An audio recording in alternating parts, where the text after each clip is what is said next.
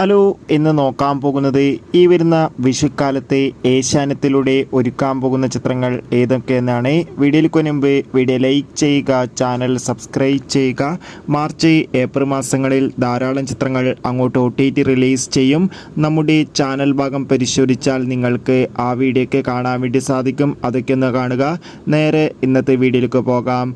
അതിൽ ഒന്നാമത്തെ ചിത്രമാണ് മോഹൻലാൽ നായകനായി മോഹൻലാൽ തന്നെ സംവിധാനം ചെയ്ത ചിത്രമായിരുന്നു ബാറോസ്. ചിത്രത്തിൻ്റെ സാറ്റലൈറ്റ് അവകാശങ്ങൾ ഏഷ്യാനെറ്റാണ് സ്വന്തമാക്കിയിട്ടുള്ളത്. ചിത്രം ഈ വരുന്ന വിഷു സ്പെഷ്യലായി നമുക്ക് ഏഷ്യാനെറ്റിലൂടെ ആസ്വദിക്കാൻ വേണ്ടി സാധിക്കും. ചിത്രം ഡിസ്നി പ്ലസ് ഹോട്ട്സ്റ്റാർ എന്ന OTT പ്ലാറ്റ്ഫോമിലൂടെ OTT റിലീസ് ചെയ്തിട്ടുണ്ട്. ചാക്കോച്ചൻ നായകനെത്തിയ ചിത്രമായിരുന്നു ബോഗിൻവില്ല. ചിത്രത്തിൻ്റെ സാറ്റലൈറ്റ് അവകാശങ്ങൾ ഏഷ്യാനെറ്റ് സ്വന്തമാക്കിയിട്ടുണ്ട്. ബേസിൽ ജോസഫ് നായകനെത്തിയ ചിത്രമായിരുന്നു പൊന്മാൻ. ചിത്രം ഉടൻ തന്നെ ഏഷ്യാനെറ്റിലൂടെ സംപ്രേഷണം ചെയ്യും.